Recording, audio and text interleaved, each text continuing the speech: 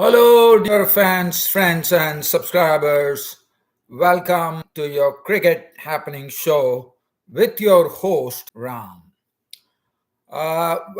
This was a match between India and New Zealand. It was pretty important for India to go and win this match, and yes, they did it.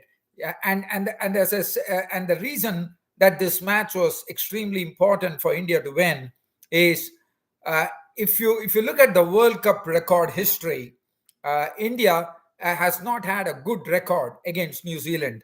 They have lost a lot of matches, probably 9 matches in the World Cup. India have lost to New Zealand. So it was very essential for India to go and win this. And yes, they did win this. And also, I am told that in an ICC event, the last time that India defeated New Zealand was way back in the year 2003. So it has taken 20 years for India to actually register a win over New Zealand in a World Cup match. So that really tells you as to what has been the domination by New Zealand over India. So definitely this particular win feels extremely special, in my opinion. Right. Now, looking at this game, well, in the end, India definitely showed their batting might by winning the match by 4 wickets. Firstly, I have to say one thing that India were pretty lucky as far as the toss was concerned because in Dharamshala, essentially, whichever team bowls really get some good movement on the pitch with the also the air actually supporting. So basically, they get the ball to move away with the new ball, and that definitely helped matters as India when the New Zealand started their innings. Rohit Sharma definitely, as soon as he won the toss, had absolutely no hesitation in inserting New Zealand to bat first. And New Zealand, Devon Conway, what a catch that was! I mean, to set off proceedings, it was a fantastic catch taken by Devon Conway. Devon Conway, he has that nice ability to actually play the ball past forward from a square leg region. But what a catch here by Shreyas Iyer to really set things on for India by taking a wonderful catch, and to see the back of Devon Conway for a blob was something which India would have been absolutely happy, because what Devon Conway can do.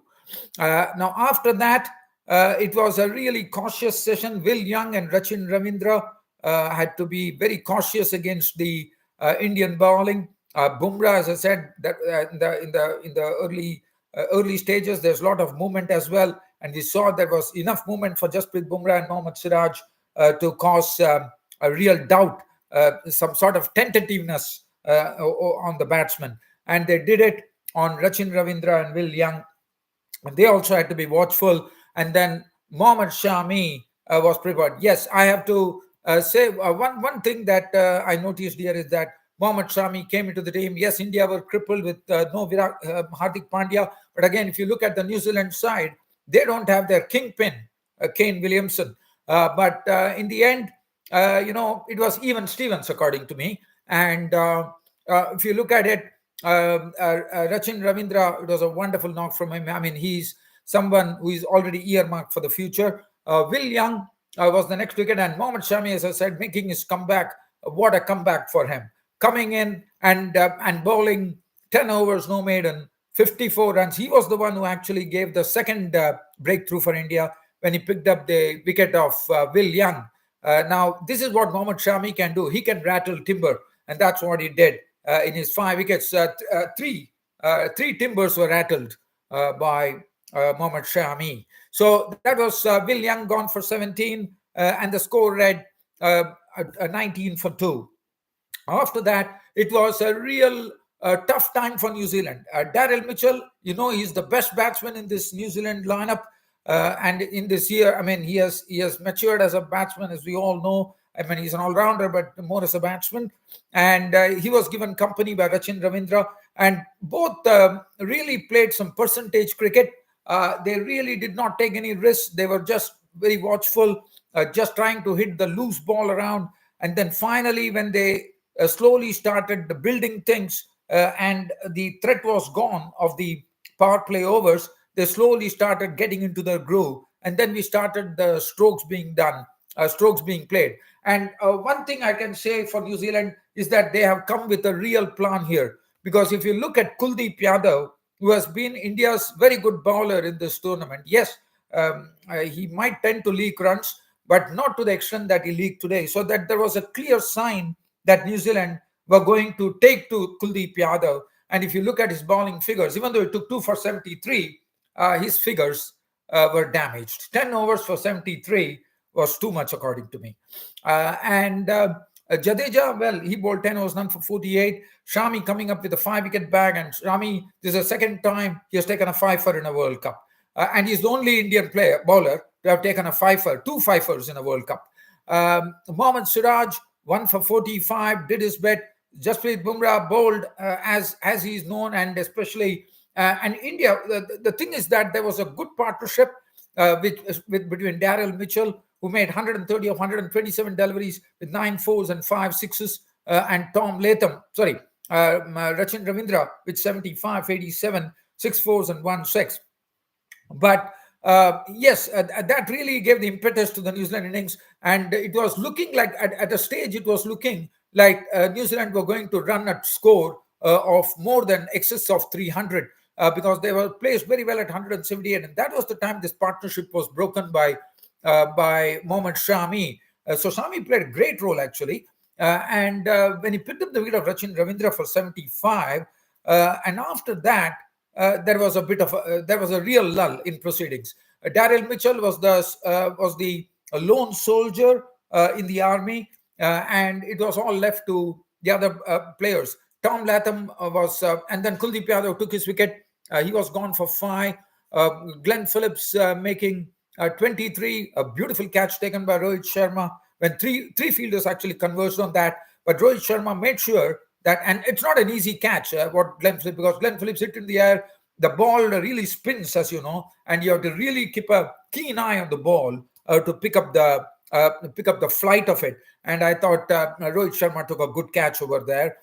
Chapman was out for 6. Santner. Now, this was the best part for India. When you looked at a score, when the score was going to go in excess of 300, look what Shami did. Shami came in and rattled some timbers. Not only that, but in the last 6 overs, 6 wickets fell, and that really. And after that, we also saw some tight bowling from Jasprit Bumrah, bowling those real toe-crushing Yorkers, and also Siraj Shami on the other end.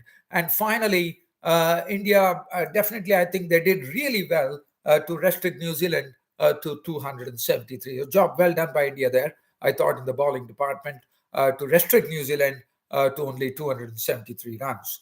Now, India were chasing 274 runs for victory. And as we have seen in this World Cup, Rohit Sharma has made it a habit of not allowing any bowler. I mean, Trent Bolt has a good record against Rohit Sharma, but Rohit Sharma has really made it a point in this particular World Cup. And that has been for me, it has been a sort of a signature. And he has been in rollicking mood, no doubt about it. And look at what he did. I mean, Rohit Sharma just carried on, in his usual flamboyant style, making 46 of 40 with 4 fours and 4 sixes. Shubman Gill at the other end was nicely going along with 26 of 31 and 71 runs opening partnership was a good thing for India. But then the both openers fell. The pace was something which was brought about by Lockie Ferguson, and Lockie Ferguson immediately turned on the heat. He picked up Rohit Sharma, and then he also picked up Shubman Gill for 26 and 76 for 2 at that stage. And Virat Kohli was there at the crease, joined in by Shreyas. Shreyas Iyer was looking in fantastic touch, and all his strokes in his knock of 33 were really very pleasing strokes. 33 of 29 deliveries, 6 fours. Virat Kohli I mean, he has been in another person who has been in great touch, and that is great news for India. He carried on, he soldiered on, and he knew that he would be the pilot for this chase. And he almost piloted India to victory. And he tried his bit to get to a century like what he did against Bangladesh. But unfortunately, the big shot. But also, let's talk about one of the shot that he hit was a super hit. I mean, to hit a ball between mid-on and mid-wicket was a stupendous shot. Trent Bolt was really, I mean, that is the class of this man, Virat Kohli. When he is there, nothing can stop him.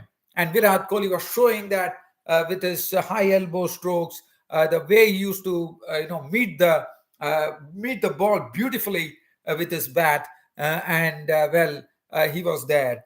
And then he needed, and there were some partnerships needed. Shreyas Iyer fell, Rahul came in. He tried to give some support to Kohli with 27 of 35. But Surya Kumar Yadav playing his first World Cup, first 50 overs World Cup, there was a real indecision here. In fact, I would say, I mean, the shot was hit by Surya Kumar Yadav into the cover region. Mitchell Santner was the one who was getting to it. Virat Kohli had already taken the start, and Virat Kohli changed his stance midway by saying that he will go back. And Surya Kumar Yadav was in two minds whether before he could think. It was really time, and that was pretty sad to see Surya Kumar Yadav being run out. I probably thought that if Virat Kohli had probably completed that run, probably, but nevertheless, it didn't matter in the end because Virat Kohli was there to take India to victory. I want a knock from Virat Kohli, 95 to his name of 104 deliveries, which included 8 fours and 2 sixes. And Ravindra Jadeja, I mean, definitely it was a very valuable knock because when Surya Kumar Yadav was gone, the score was 191 for 5. There was absolutely no panic. Ravindra Jadeja came in and he was the perfect company for Virat Kohli. Nurdled in the singles, took the twos, hit a odd 6, and finally he was the one who brought the victory for India. Ravindra Jadeja with a neat, unbeaten 39 of 44, 3 fours and 1 6, and the game was all over. So 274 for 6, and as I said, for India, it's a very sweet victory, considering that India's record in the World Cups against New Zealand has not been so good. So this will be pretty heartening for India, for the Indian fans, that India could put this across New Zealand. And after 20 years, India has won a game against New Zealand in an ICC event. So you can just imagine how New Zealand have been with India. Now, looking at the bowling, Trent Bolt, 10 overs, 1 for 60, was very costly. Matt Henry, he definitely looked good, but again, the Indian batting was quite equal to the task. 9 overs, no maiden, 1 for 55. The spinners, yes, I definitely have a very special word for both the spinners. Look at Mitchell Santner, 10 overs, no maiden, 1 for 37. Picture of economy. Rachin Ravindra, 9 overs, none for 46, not bad. And 8 overs, 2 for 63 for Lockie Ferguson, which is expected because with his pace, people can actually use his pace to even hit him. And that's what precisely Shreyas Iyer did. And Glenn Phillips bowling 2 overs for 12 runs. So it's all over. But the good thing for India is that it has sent India now, and India is the only team in the World Cup which has won all the 5 matches that it has played. New Zealand have played 5, lost 4, but India have played 5 and won all the 5 matches. They have a clean record here, and they are on the top of the ICC points table in the World Cup with 10 points. And definitely, it's a great feeling being the hosts of the Cricket World Cup. It's an absolutely fantastic feeling. And dear fans and subscribers, tomorrow I will once again be back to narrate the tale between Afghanistan and Pakistan. That should be another crunch game coming up, with Afghanistan having upset England. And Afghanistan almost came close to a victory, if you remember. I think it was in the last World Cup, if I'm not wrong, against Pakistan, but muffed it. But definitely, Pakistan will be quite wary about Afghanistan, and I think they have a nice blend now, and especially after beating England, I think Afghanistan are looking quite hungry. So we will soon find out tomorrow. But what a game! I mean, India badly needed to win against New Zealand to really show that to end the New Zealand dominance, and I think they did it today. Well done, India, and look forward to meeting you all tomorrow on my next cricket show. Until then, it's goodbye. Thank you.